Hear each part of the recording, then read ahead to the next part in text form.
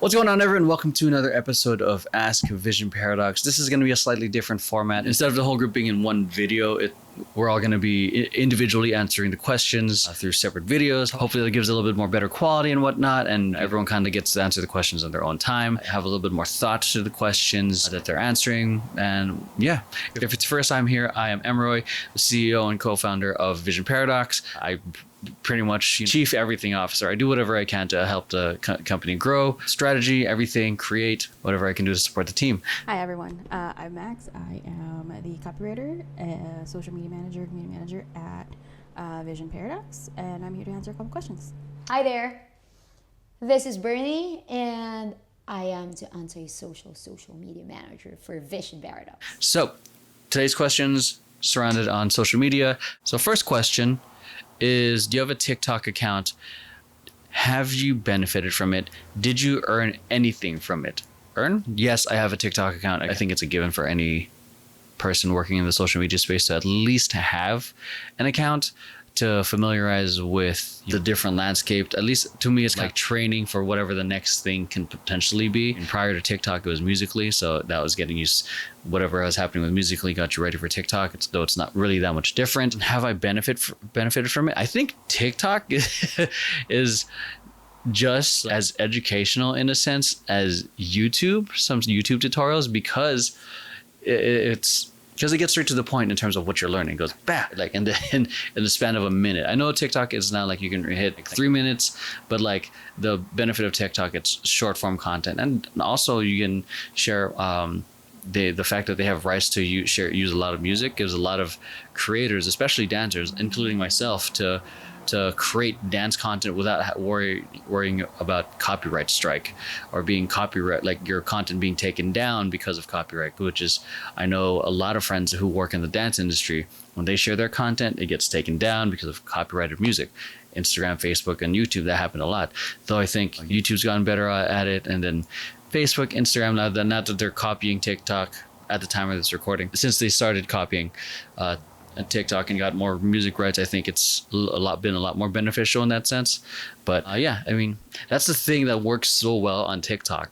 Like, if you can give your end user, your client, whoever your ideal person is, if you can give them a quick win within a minute, within 30 seconds, they are going to love you, and because then they're going to want more. The payoff comes faster on TikTok, whether it's entertainment or a tutorial. Yeah. Did I earn anything from it? No. I'm not trying to monetize my TikTok. I'm just doing it for fun, or really just to understand the landscape and the content and just share my own dance videos as well. Next question. My videos on YouTube aren't getting any viewers. How can I get more viewers? How many videos do I post a day? Okay, so this is something I feel like I've been relearning YouTube myself, because when I got into YouTube, it was very different. It was 2013. It was all about SEO, keywords. You want to create the evergreen content. Now, in my opinion, it's about having a great idea and then really properly executing it. And again, I don't know your channel right off the bat off this question. There's simple things that I think you can do to improve your viewers. The first thing I would really audit is the idea. What kind of content are you sharing? Is it Minecraft content? Is it a podcast? Is it, I don't know, a challenge type channel? Is it movie reviews? There's a whole bunch of channels. So that's a huge context that I'm missing here. But okay, whatever that is, what are people doing? Take some time to study who's doing what and how do you make it different. I think Dream is a great example of, especially in the video game space, it's very saturated. He's a fantastic example of how he blew up. Before he even started sharing any videos, he studied for a while. He saw what the other channels are doing and how he can differentiate yourself. So that's like the main thing. You might end up posting the same content as everyone else, but you got to make it different. And what I found so addicting about his stuff is there's a sort of challenge, and there's always and it hooks you right off the bat. So and he definitely has a unique twist on and take on the Minecraft genre. And for me, my own channel, just to give anecdotes before I start going into other stuff, like my channel did a lot of dance, did a lot of dance tutorials. I just haven't had time to do any of that stuff. So but I still wanted to keep it going. So the whole K-pop universe and whatnot, I think is very interesting field, to the level of like very similar to what I grew up with in terms of competitive choreography. And I was inspired by in Kobe Bryant's detail, like how he broke down plays and like, okay, they should have did this and this. And I'm like, okay, cool. I like that idea. And I saw like some other K-pop reactors, I watched a few other K-pop reactors just watching the videos and like saying some moves are good and here and there, calling out certain moves, but they didn't really break things down into here's the details of why it looks good. Here's why this move is hard. This is why certain details in choreography matter, so on and so forth. So I decided to take my years of experience in dancing and break things down in the K-pop world, which I knew was popular, and share my perspective as a dancer and break it down as if I was watching a competitive routine. And that's one thing you can do too as well. Like, so that was like the idea. So it goes back into like, what's the idea? Because depending on your genre, take a look at what other people are doing, study it. Like, what are they doing? How are they saying it? What do you personally enjoy about it? And then use that as a buffet of things, potential ideas you can put. And then what's the unique thing that you feel like you can add to it? Other things off the top of my head are definitely obviously like trend jacking, I think, or writing trends. Essentially just look at what the trending page on YouTube and add your take on it. I think I could be wrong. I think Logan Paul might have done that. Like, he saw what was trending and he made his own version of it. I think some people did that with some of the challenges, like that Mr. Beast is doing, and someone else is imitating it. I could be wrong with this, but yeah, look at what's trending. Either find a way to imitate it, do your own unique version of it, or you can go the simple route and just react to the things that are trending to ride that wave. Because if there's a lot of attention on that, chances are they want more similar to that. For example, new Spider-Man trailer dropped. I'm pretty sure there's a lot of channels that are doing a lot of reaction channels to that, or dancers dancing in the Spider-Man costume, or doing some sort of challenge wearing a Spider-Man costume, because that's riding that wave of what's currently in people's attention. I think the next thing after that is reviewing your analytics. You want to pay attention to your average view duration and pay attention to your audience retention. So like, go to your video, go to the analytics, and go look at the audience retention. If it's like at 1 minute and whatnot, and say if you have a 30-minute video and the average audience retention and then that just means either make a shorter video that gets straight to the point, or find a way to make that storytelling more unique, or just completely scrap that idea. That's one thing you want to pay attention to as well, is the analytics, the data. You want to post the content that keeps the attention of people, and whatever that is. If it's like at 5% average retention, slowly start bumping it up. Experiment. If you're doing a talking head like this, add some B-roll, or add some cuts, add some, what do you call it?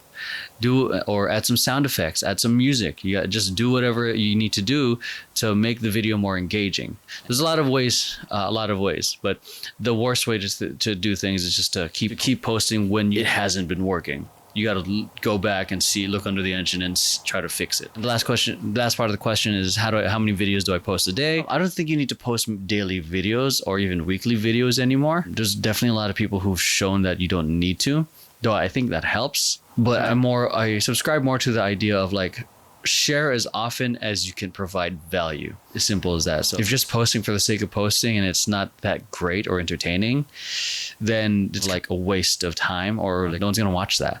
But like, I think Mr. Beast, I don't think he has a consistent schedule. He just posts whenever the video is done. But yeah, if you're doing content like this, where I'm doing a talking head, it might be beneficial to be daily to talk about the new things. So obviously you want quantity and quality to obviously grow your channel. I think so. There's no real definite answer in terms of daily. Ideally, I think it would be great for you to do weekly, but then that goes into your capabilities if you have it. So that's why I think post as often as you can provide value. Yeah, hope that helps. The next question is, YouTube a safe platform for kids? Not exactly. That's why I think there's a YouTube Kids platform, because there are some weird people and content out there. It's a yes and a no, because there is such a thing as YouTube Kids, and if you upload something to YouTube Kids, or if you mark something as for kids or it has kids in it, comments are automatically turned off. So there's no way for like spammy comments to come in, like bot comments with some suspicious in them that kids could accidentally click on, or a kid could just see, oh, there's a link in this comment, I'm gonna click on it, I'm gonna tap on it with my phone or whatever. Kids literally came out of the womb knowing how to use an iPhone. But I think there's plenty of videos going around by a lot of these, I want to call them creepypasta accounts, like commentary accounts, really, that kind of dive into a slightly darker side of YouTube, and it's not just the typical like YouTuber drama. Anyway, like a channel like Nexpo or Mama Max would dive into what's going on, like in YouTube Kids, and how people are essentially skating under the radar and using and dressing up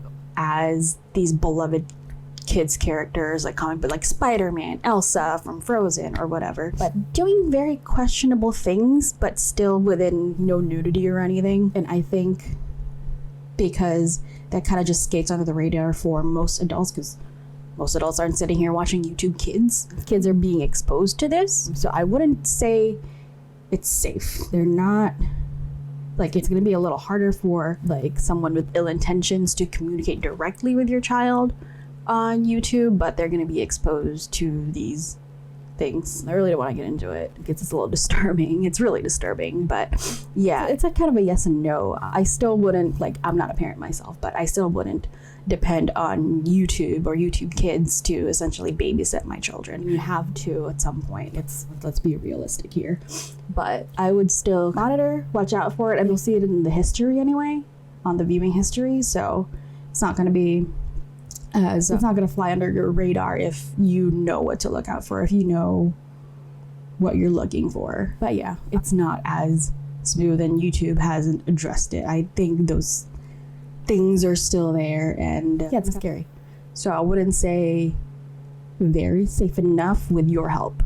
Definitely it is. This shouldn't be a question. No, YouTube is really, really, really unsafe for kids. There's a lot of contents that kids shouldn't be seeing. And yes, but just in case you really want your kid to be in YouTube, there's YouTube Kids. So with YouTube Kids, you could connect it with your own account, so you could track what the kid is checking out. You could track like the type of content that your kid is looking at. Plus, the content on YouTube Kids is really different. It's not that diverse. They only have like engaging content and content that has something to do with kids and family. So those kind of clean entertainment that your kids should be watching. So no to YouTube, yes to YouTube Kids. All right, next question is, I have 2,000 subscribers on YouTube. Is quitting my job and focusing on my channel a bad idea? I think the follow-up question to that is, what are you making off your AdSense?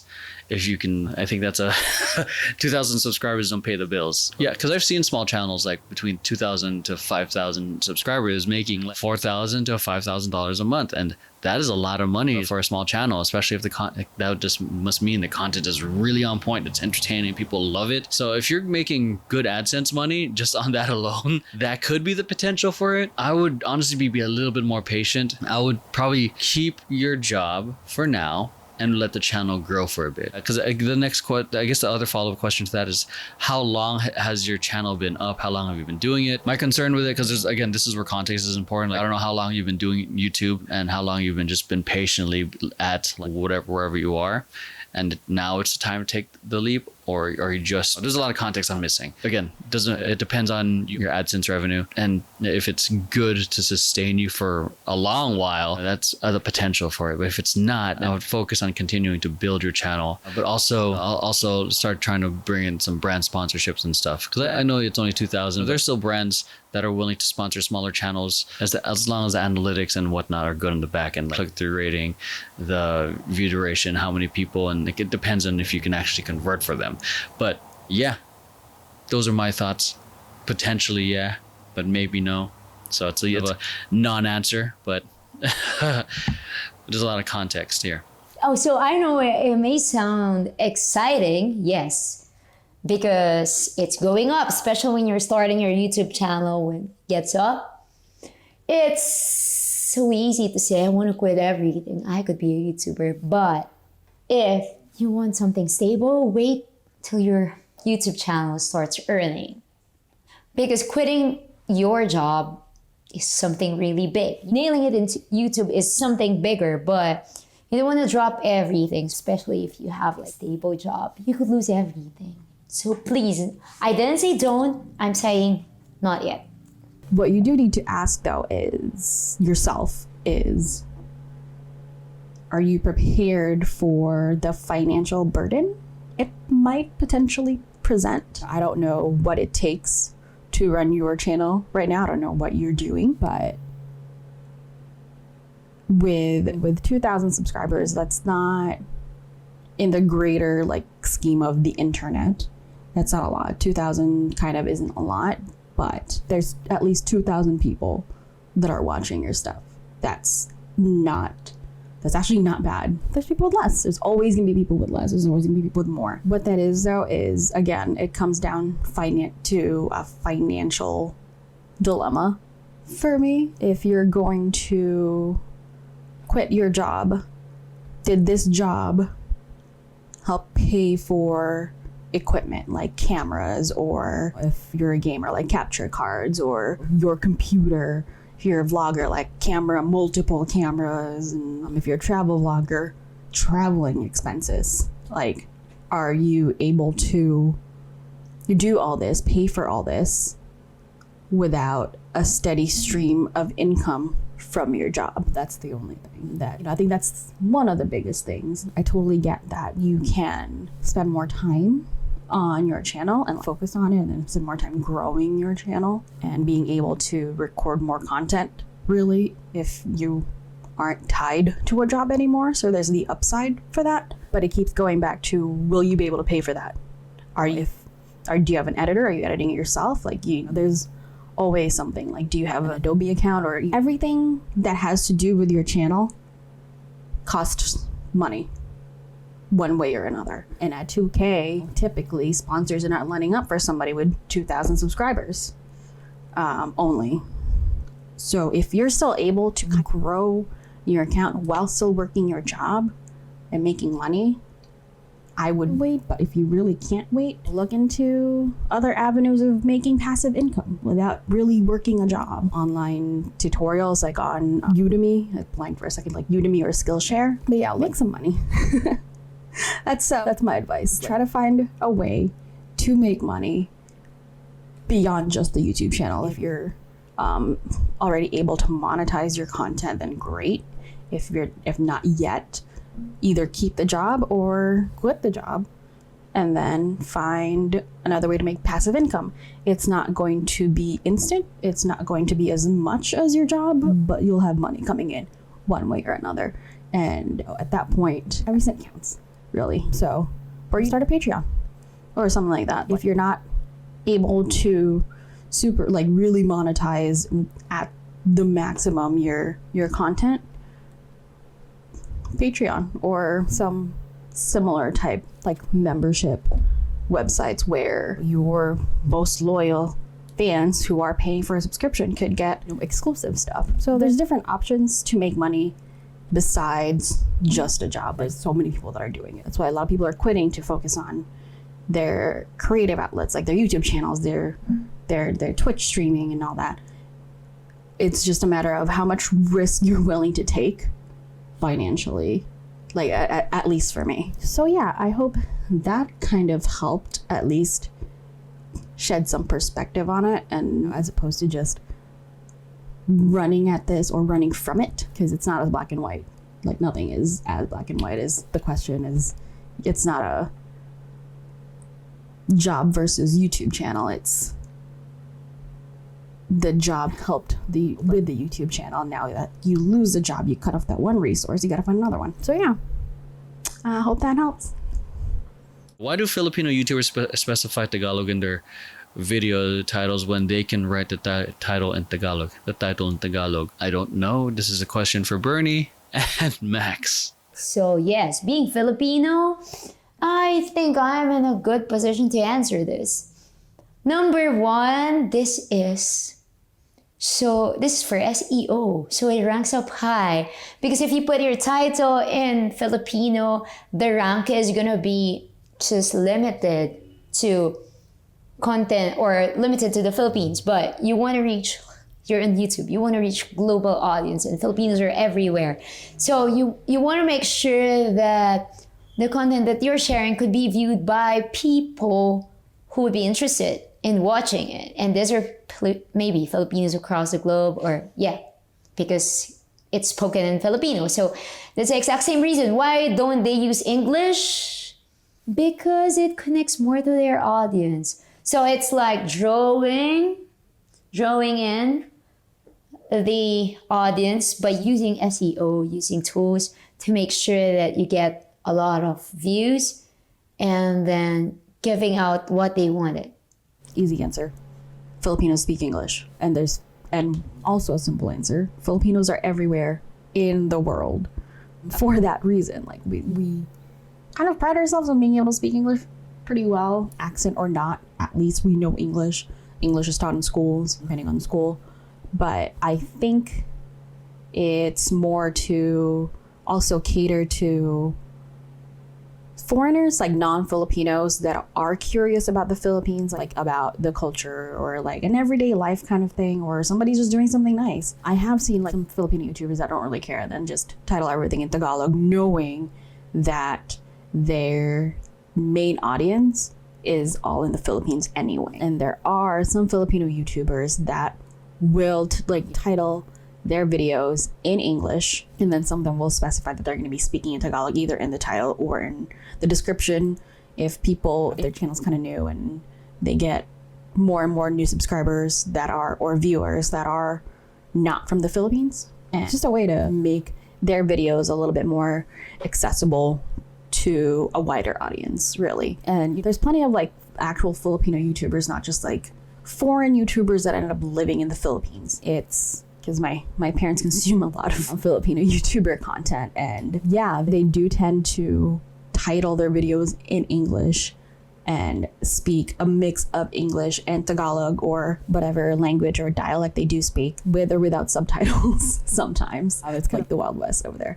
But anyway, it's pretty simple. It's just to make it a little bit more accessible to everyone, to non-Tagalog speakers, to Tagalog speakers, just to give them a heads up that I'm going to be speaking Tagalog and maybe there will be subtitles, but that's it. It's just accessibility, I think. Also as a disclaimer kind of thing, if someone says, oh, there's this thing in the Philippines and blah blah blah, and let's say someone who doesn't speak English, or someone doesn't speak Tagalog, only speaks English or some other language, clicks on it expecting the video to be in English because the title is in English, and then they get hit with Tagalog, they're going to click off because they don't understand it. So they can just, if they do specify that the video is going to be in Tagalog or partially in Tagalog, then either the non-Tagalog speaker could click away or try to get some context with the teeny tiny bit of English getting thrown in there, because that's how modern Filipinos speak now anyway, Taglish. But accessibility. Oh, short answer. I want to start a YouTube channel, but I can't think of anything original. I know a lot of people want original, not copy content. What should I do? I don't think there's anything original anymore. There's the whole saying of nothing is new under the sun. And if you're really hesitant about your content being original, and do challenge videos. That's an interesting way to start. Or because obviously you don't want to do exactly verbatim, frame by frame of what your favorite creators do. But there's also like a million fast food restaurants that also serve hamburger and fries. It's just branded differently. It's a unique experience, and that's essentially the same thing for you, in my opinion. I think you can still do similar type of content, whether it's a challenge, a dance video. Like, look how many people are just doing the same damn choreography on TikTok or on YouTube, or dancing to the same songs, or reacting to the same thing. The unique thing is you. It's your perspective, your experience, your take on things. So for example, if you decide to, for me, I do a lot of the dance tutorials and K-pop stuff. It's the same song, different experience because it's a tutorial. K-pop, a lot of people watching it share my perspective on it. You can do same thing with you. You can play the same video game as a lot of other people. I don't know what again, and that can be like your jumping off point. Or I love this idea that Mr. Beast did. He would like literally take the dictionary and then he would like point his finger at a random word and see what he can do like with a word. Say if it's flowers, what can you do with flowers? Send someone, I don't know, 1,000 flowers, or get a bouquet, give a random stranger a bouquet of roses, or giving a flower to a stranger, or whatever it is. That's a good starting off point if you're like really out of ideas. Or another thing is what's something you wanted to do that you'd like to learn, and film that experience. Because there's a whole bunch of other videos out there, like my wife and I danced for 30 days. I danced for a year straight. That's leaning on someone's lack of experience and curiosity and then documenting the journey. So that can be your thing. That can be your original idea of leveraging your interests for your original content. Yeah, hopefully that helps. Is anything ever original on YouTube anymore? Not really. People think they want original content, but at the same time, there's always just going to be the type of content that they go back to. Some people will want, I want to see something new on YouTube, and then go back and watch power washing videos. It's make the content you want. What's more original than making the content you want? I mean, just because if you want to do a reaction video, that's the content you want, then do it. It's not original. Obviously, there's like plenty of reaction videos to anything and everything under the sun at this point. But do what you want to do. Do what you want to do. Make content out of whatever you want to make content out of, because it's soul sucking to make content that you don't really want but you think people want. Do what you like to do within reason, obviously. Yeah, there's always a niche for something. There's always a niche for everyone. There's always something for everyone on the internet. On YouTube. If you want to do tutorials for something, do tutorials for something. If you just want to sit in front of a camera and talk about life, do it. It's coming from someone who's too scared to start a makeup channel. But yeah, just do what you want to do. And if you keep doing it, if you keep trying to perfect it, if you keep getting ideas to add on top of everything, there's kind of nothing stopping you from making content that you want within reason. Try to stop thinking about what people want to see, especially if you're just starting your channel. That's it. Like, if you're just starting your channel, do whatever you want. And then if somehow you figured out what people want and you figured out how to combine that with doing what you still like to do, then go for it. Your channel is allowed to evolve. Corpse Husband started out reading creepypasta content, now he's gaming. Nexpo started out reading creepypasta content, now he's researching them. And it's if you're allowed to evolve, especially if you're just starting, you're allowed to have humble beginnings, and your humble beginnings are going to look a lot better than these other big YouTubers, because the cameras were not good back then. But yeah, just do whatever you want, man. There's nothing better than learning by doing. People want the original content, they'll get it at some point when you think of it, when you come up with it. But right now, make the content that you want. If you don't know what you want yet, then watch a couple channels, or take a look at the channels you do follow and see where your interests lie and what you want to do. You want to do something like a Markiplier? Do you want to do something like a Nexpo or a Corpse Husband or a Mark Rober or whatever? If you want to go around giving money away like Mr. Beast, then go for it. No one's stopping you. Again, nothing's original. Like, whatever Mr. Beast is doing isn't original. Like, going around giving money away, not original. Spending a boatload of money on like a weird stunt, not original. It's just, he just so happened to have found a formula that makes this non-original idea work for him, work for his brand. So once you figure that out, whatever you do is going to be as original as it's going to get. So yeah, that's it. Just do whatever you want, and good luck. Okay, so question is, how can I get a job in social media marketing without a degree? I think, let's see, there's a whole lot of context here. Okay, so let's actually read this so you guys can also have some context. This is one of the few questions that actually provide a whole thing. Okay, I'm a freelance social media manager and content creator, and content creator in NYC, and I'm looking for some advice. For context, I'm entirely self-made in this space. I have a degree in music business and left my job in licensing to pursue creative work. I have taught myself everything I know about social media marketing, content creation, going from zero experience to working my way to have a high-profile client who is a world-renowned investor, economist, and New York Times best-selling author. It's been about 5 years since I started working from scratch. I have been trying to use my experience to get a position at an agency, but it's been a real struggle. I feel like I'm at a disadvantage because I don't have a marketing degree. And a lot of times I feel like a fraud because there's only so much I can teach myself. I really want to get in somewhere and learn, get my hands dirty, and be part of a team. I did 2 marketing internships pre-pandemic at 30 years old to gain experience.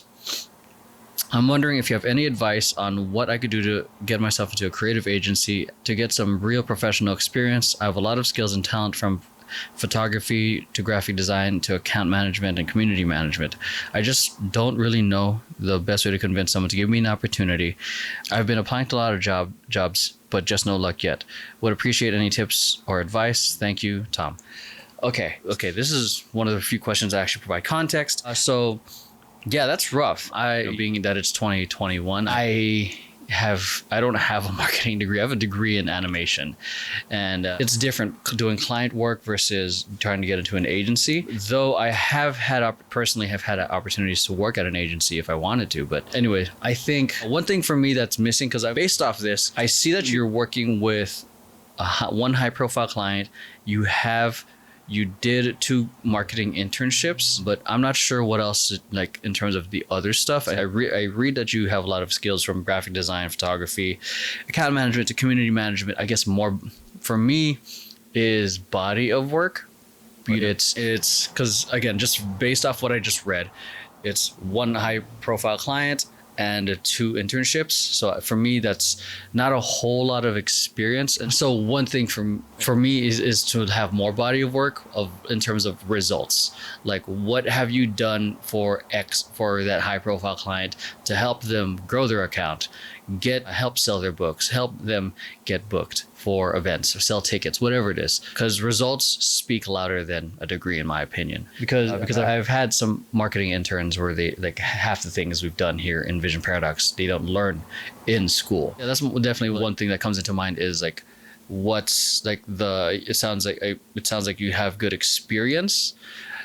I would want to see the results, in terms of what you provided for clients. Yeah, like I said, the results speak louder than words, and I think, and other things too, like what did you do to help manage these things? Because it could be the wording in a resume, in terms of, like, you're gonna have to, like, make it fancy it up. That just kind of like maybe a kind of resume review might be beneficial. Things that I did when I was looking for regular work was I provided not just the resume, but I also provided examples of the work of marketing campaigns, the creative, because it's one thing to talk about it, but it's another thing to actually show the work that was made, aside from just talking about the experience. It's a classic show, don't tell. And if you can do that, I think that'll definitely help out in terms of convincing marketing agencies to bring you on their team. Because now you're showing results and you're showing the actual work that was made in the whole process.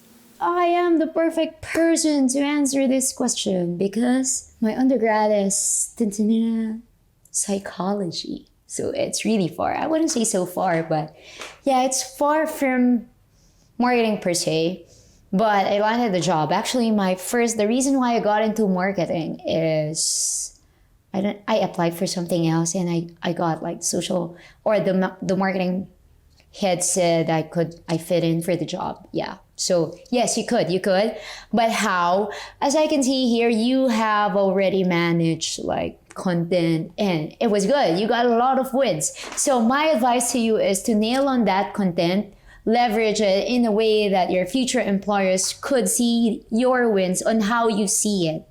Because winning is different from letting people see how you're winning. So make sure to market yourself as effective as how you marketed your clients' content or your clients' ideas. And another suggestion is, you may be good at what you're doing, but sometimes especially corporate, they like papers. So yeah, after 6 months of being on my marketing job, I got promoted. I studied post-grad for marketing. Why? Because it's easier to be, or it's easier to get something in. As someone who doesn't have a marketing degree as well, you can do it. It's going to be a fight for sure, because we at VP, even though some of us have degrees, a lot of us have degrees, some of us have multiple degrees, we believe that college is a scam in a sense, in terms of stuff like this, like marketing, social media stuff, because you taught yourself. Like, this cannot be taught in college. Someone with a marketing degree may know less than you, may not know what you taught yourself. And what you taught yourself is probably more up-to-date information, because my marketing professor in community college told the whole class essentially, that basically the second we walk out of that class, whatever we learned is already outdated. What we were learning are just the general stuff, like this is this thing, this is how it works, this is why it's measured, this is why it's helpful to measure. But when it comes to trends, especially now, everything's changing, especially if you're doing social media marketing, if you're doing any sort of digital marketing. That's hard, and it's gotten a lot harder because the market has been so saturated with all these people that know their way around Instagram. Now they're social media man. Obviously that's not you, whoever you are that asked this question. Also, like, props for getting an internship at the age of 30. I'm 30, and I think I'm too old to be an intern anywhere. Also, I think I'm too broke to just intern. So, essentially, from just speaking from personal experience, as someone who actually doesn't have a marketing degree, I have a business administration degree, an associate's degree. In today's kind of view of degrees, like a stilted view on like college degrees and all that, is essentially just a slightly beefed up high school diploma. I'm not looking down on anyone with an associate's. Like, you have your associates, congrats. Essentially, like, a lot of people will skip over your resume upon seeing that you don't have a bachelor's. That's like some of the sad realities for a lot of companies that have HR people that don't really look into these hiring stuff. I could go on and on about that, but let's talk about you. Get yourself into an agency. There's a lot of agencies that are pretty up and coming. If you're looking at a creative agency, there's a lot of like up and coming agencies or startup agencies popping up almost anywhere. And it says you're in New York City, so throw a rock, you'll find one. And okay, so Vision Paradox is not my full-time job. I have a full-time job, not at a creative agency. I do work for a nonprofit at the marketing department. And that job landed in my lap a little bit. Like, it was just a slow 5+ year landing onto my lap kind of thing. And then it really fully landed in my lap during the pandemic, because I was more well-adjusted when it comes to remote work. I thrived a little bit more working from home than the rest of them. So I was able to be more efficient. I was able to put out really good stuff. I was able to prove myself, as an essential part of the team.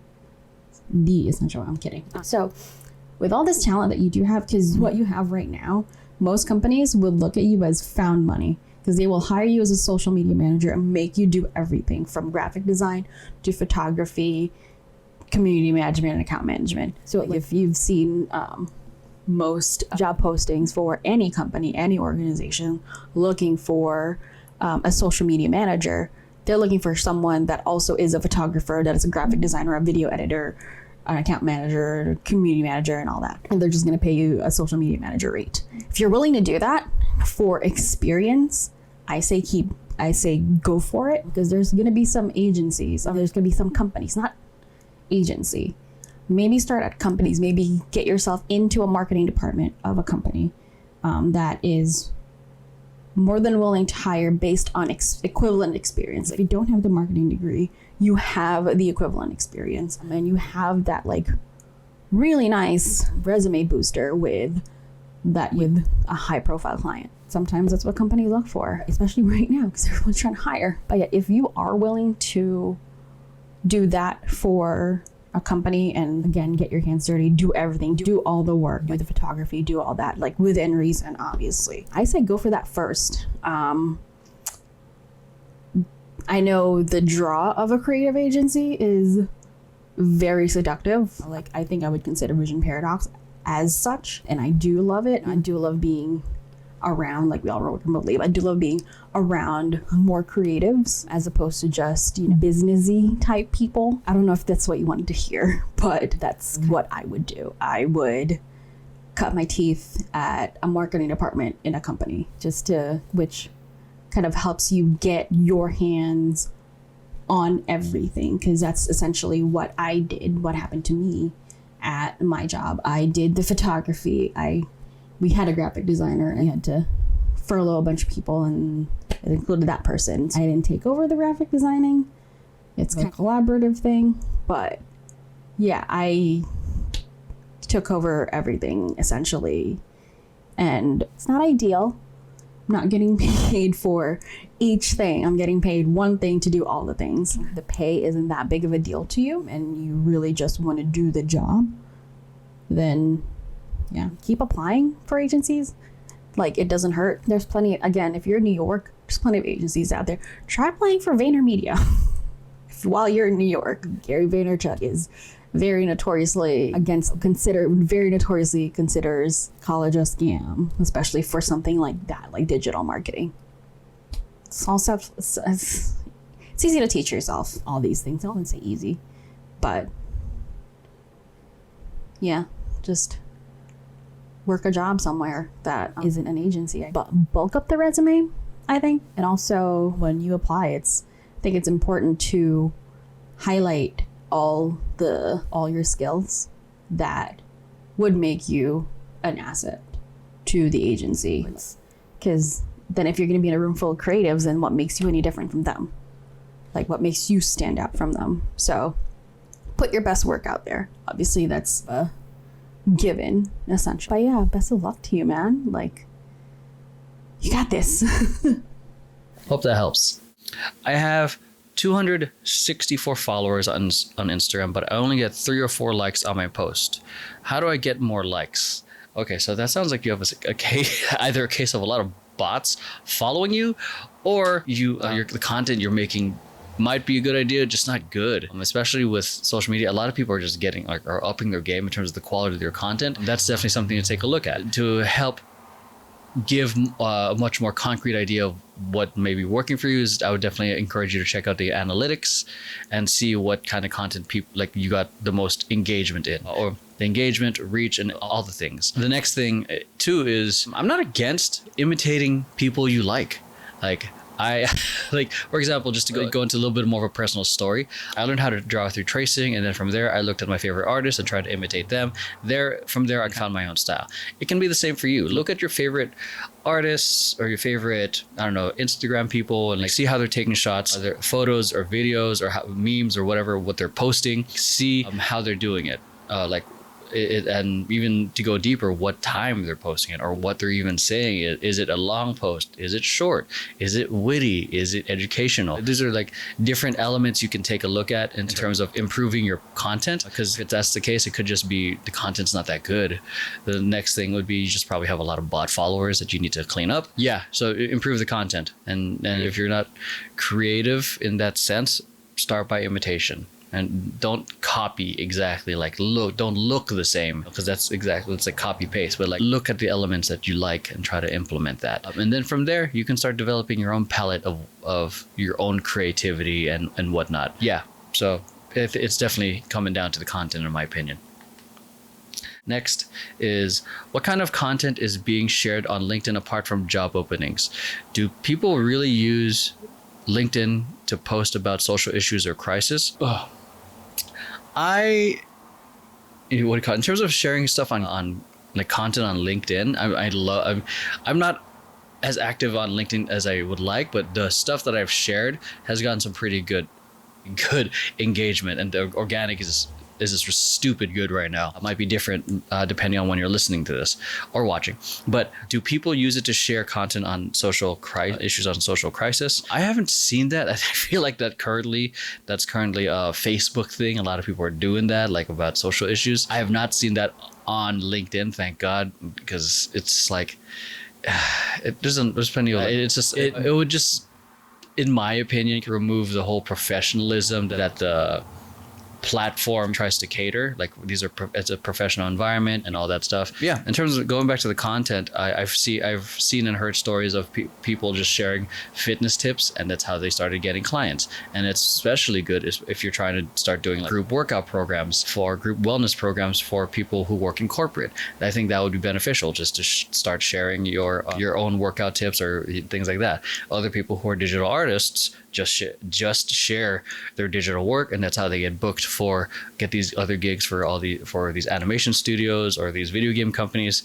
And my friend who has a dance tech startup, that's how he's been promoting the culture and all the other stuff, and really bring the awareness into how he's transforming the dance space. LinkedIn is really a great opportunity to leverage a lot of organic content, just sharing your posts. Again, it goes back to the end goal of what you're trying to do on LinkedIn, especially since it's a more professional space. I know a lot of like people and CEOs and entrepreneurs and whatnot try to like share their hot takes. I don't know, for example, people working from home, going back to the office, things like that. You can do things like that. You can share content like that. You can even write articles and do long form blog posts if that's your thing. So those are just some of the content I've seen, and I think the content that would benefit you depending on, again, what you're trying to achieve. So content being shared, job openings, views about work-life balance, anything that has to do with work or working. Those are the types of content or anything that has to do with productivity. I see a lot of those on LinkedIn.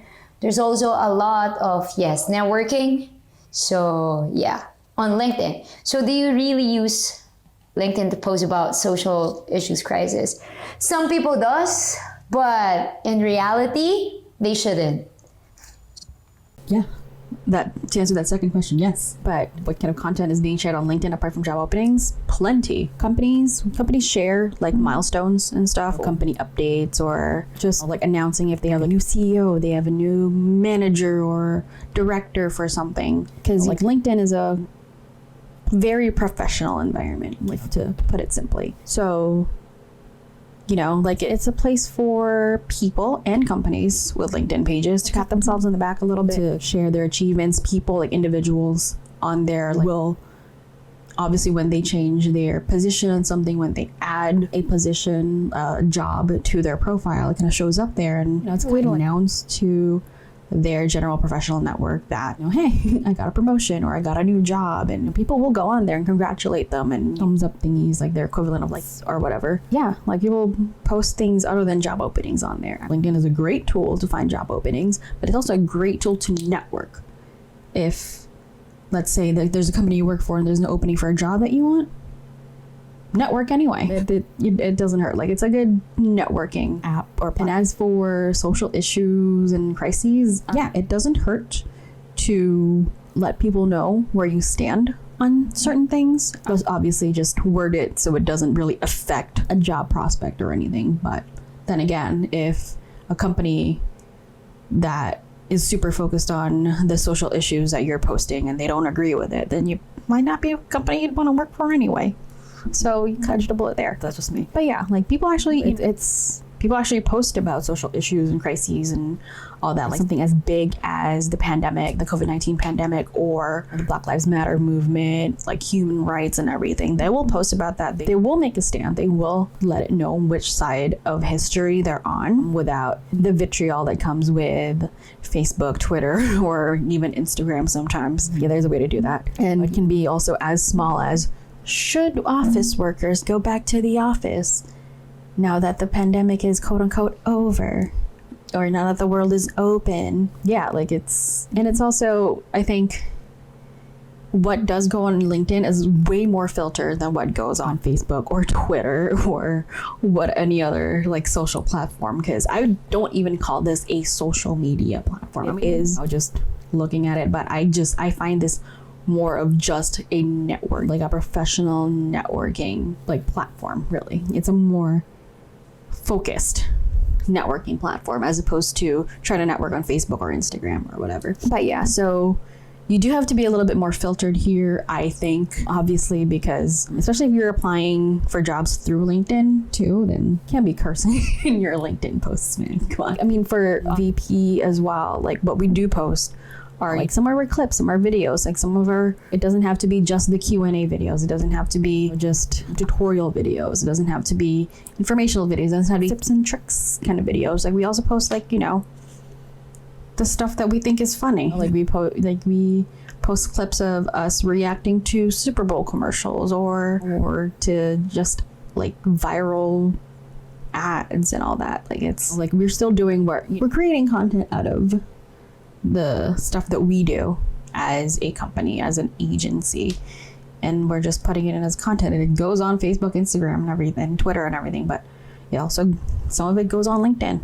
Depends on what it is. Don't be afraid to stand for something on LinkedIn. You don't have to, but let the world know, man, where you stand. Like, you think people should go back to the office? Or should be required to go back to the office, like full time again? Or do you think remote work should be still a thing or whatever? Like any social issues, like LinkedIn has like a little corner on like your homepage, and it has main issues that people are talking about. And some of them are social issues, and some of them are these tiny issues about going back to the office or stocks and all that. It's just a more professional looking Facebook, essentially. There's no cussing there. But yeah, if the purpose for you asking this question is to see if it's okay for you to do that, yeah, it's okay to do that. Go for it. Just some of the social issues might alienate some people, might alienate some job prospects, but maybe those job prospects aren't worth having anyway. Think about that. Next question is questions I have regarding social media from the grander level. Okay, let's say you have an ongoing event that you have to promote. Would creating multiple posts in the span of 1 hour be a good idea or not? I don't think that's a good idea. It depends. Multiple posts across all platforms, I think is good. Multiple posts, say on Instagram, like 5 posts. I don't know what you mean by multiple, or by ongoing event. I think that would just be spammy. If it's an ongoing event every Friday, I think that would just be spammy. And people would just be like, okay, it's now you're pushing too hard. It removes the whole part of being social on social media. So now you're just trying to people don't like to be sold to. And that's just being overly aggressive. In my opinion, I think that would work against you. Multiple posts on all platforms, meaning to me, if you have a great audience on Instagram, Facebook, Twitter, LinkedIn, YouTube, and TikTok, posting all of those, like 1 post or 2 posts on the day of, I think would be great. But I don't think 5 posts in an hour on Instagram would be great. It would just work against you, because now you're fucking up someone's experience. They're looking through this, oh, okay, I just saw that. I just saw that again. Like, you know what I'm saying? If anything, if you have the budget to do it, I would encourage you to either, if anything, hopefully you have an email list, leverage that. Or if you're doing SMS marketing, do that. Or if you have the budget for ads, do that. If you have the budget for ads, do that, and retarget your email list. It can, again, having a list would be, I think, better than trying to post to casual people. Do you think every post you make should include hashtags? Do they always drive engagement and reach?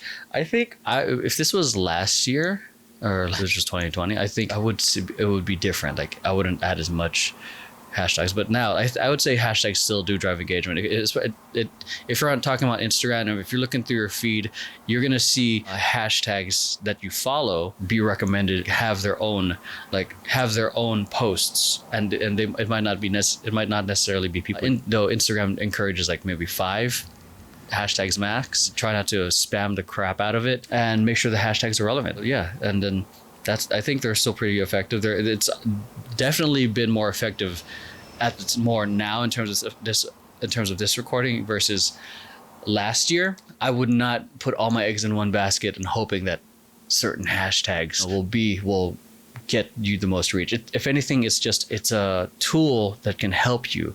But again, in my opinion, if they barely know you, if it's a cold audience, it might be hard to convert them and to come to your event. Honestly, it depends on the hashtag. A part of me says no. Yes, so partly yes, partly no. And make sure the hashtags are relevant to your content, not just because this is a trending hashtag, you want to push it. Or number two, you could use it the other way around, go with trending hashtags and relate it with your brand, but don't just make use of hashtags just because those are trending. But I would always say either with or without a hashtag, it's the type of content that you should be making. So it should be something relevant. It should be something relevant to your brand, and it should be something that you think people who are your audience would like seeing. I noticed that since suggested and sponsored content was introduced to Facebook, my organic reach has declined massively. Is that just a case or a coincidence? It's not a coincidence. It's essentially Facebook or even Instagram they're just trying to it's essentially Facebook trying to get you guys to leverage and use the advertising tool, and it's also to help businesses from spamming the feed with just promotional posts. And if you want to increase your organic reach, which is why there's such a massive decline in regards to your organic reach on Facebook, because it's a pay to play game now. If you want organic reach, TikTok and LinkedIn at the time of this recording, it's still good, but who knows what it'll be in 2022. Right now it's October 2021. It is. It's the case. The internet is for making money. with the introduction now to the metaverse, what I think Mark Zuckerberg is trying to do is to monetize human behavior. So I believe, that's what I think. It started with paid ads, suggested and sponsored content and all that. Yes, so it is a lot harder to have a piece of content get a huge organic reach. It'll always have to be some sort of paid ad, or the good old boost button. It still helps. It's not as efficient, but it helps. Any paid reach is always going to be greater than organic. Now at this point, it's just how it is, unless you're a gigantic entity that you hardly need to pay for, that you hardly need to have sponsored content. It's just how it is. There's 1,000,010 strategies that'll get your content out there, sharing it, obviously sharing it to other people, driving up engagement and all that. There's always that. It's posting the best content, reposting the best content, or recreating the best content and all that. It's still just a matter of how big is your reach in general without paid accounts, and then you try to multiply that as much as you can. But the second you pay for a brand awareness ad on a video, then you'll definitely see the stark contrast. And that is unfortunately just the case. It's not a coincidence. It might have started as a coincidence that people exploited, but now it's the case. Yeah, especially if you joined the game too late, just recently, then yeah, it's gonna be hard to get yourself out there without paying for your content to get more reach, without essentially paying for more eyes on it. My suggestion, I didn't ask for a suggestion or anything, but my suggestion, try it. Try paying for one. Pick out your best thing. Pick out your best video or photo or whatever. Pick out your best performing piece of content. Throw in $25 if you have it on a brand awareness ad on it. See what happens. Then, yeah, I guess sometimes it just takes the one ad or whatever, the one sponsored content to get you out there and more people to follow you and more people to actually tune into your stuff. But yeah, organic growth is going to be really hard. It's going to get harder from now on, especially if you're not throwing money at Facebook or Meta. Sorry. Yeah. So it's unfortunate. Last question of this 4-part question is, if I want to make a webinar event, but I also have a tool for registration page creation, should I share the posts with the links, or should I also create a happening event on social media? I would just do one place to capture all the emails or registrations. If it's a multiple places to register, I think it just gets a little trickier, especially if you're just a one-man army or one-person army. It gets trickier. Now you have to pay attention to this registration and this. If you have people managing the different things, I think that would help. But for simplicity, one page, one landing page, one method of signing up. Last question is, what's the most amount of accounts you've ever managed? What have you learned? I don't honestly know. Maybe 5. I know it was no more than 10. And that even then, that was a lot. Maybe 8 or 7. I don't know. Vision paradox. Like me like that's in terms of vision paradox, and that's other people helping. What have I learned throughout that whole thing is, I think, stay on offense. I think that's one of my favorite things that I've learned from Gary Vee, is obviously staying on top of what needs to be done for your client, and especially for these accounts. It's not just doing the bare minimum, like, okay, this is they sent us pictures, let's post. It's taking a look at what's trending, or like what's getting people's attention, and trying to apply that to them, especially for our clients who don't know, because a lot of clients we work with are medium businesses that are trying to transition into digital marketing, or they just don't have time to do it. Yeah. So be on offense of like trying to not just do the bare minimum, but to get your client and get these accounts to the standard of what's current, and or even try to get ahead. Yeah.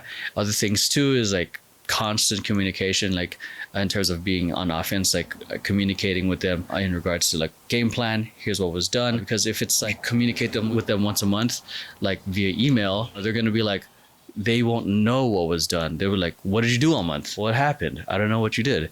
So that, and that's just me from like my experience early on when I first started. Like they would just be like, what did you do? Because the communication is super important. Over communicate. And if they're not responding, follow up, because they're just going to think you're just trying to use them for a check.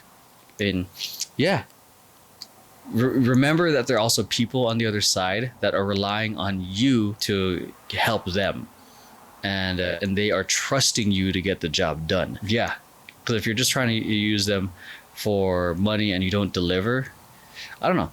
I'm not a fan of that. For me, like word is bond. If I say I'm going to do something, I'm going to do the best I can to execute according to what we promise. It is not the tools that you're using. It is the tool that connects you to your audience, or to the audience that you want or that you need, that is connected to your brand, that you would gain something for. Because let's say you have a YouTube channel and you have, let's say, a lot, you bought subscribers. You got like thousands and thousands of subscribers. But none of those has something to do with your brand. So it's basically useless as compared to you having, let's say, a LinkedIn account with just 20, but these are like valid, legit clients, or who wants your business. So which do you think will work? Okay, so that's it. Appreciate all the questions. See you guys in the next one.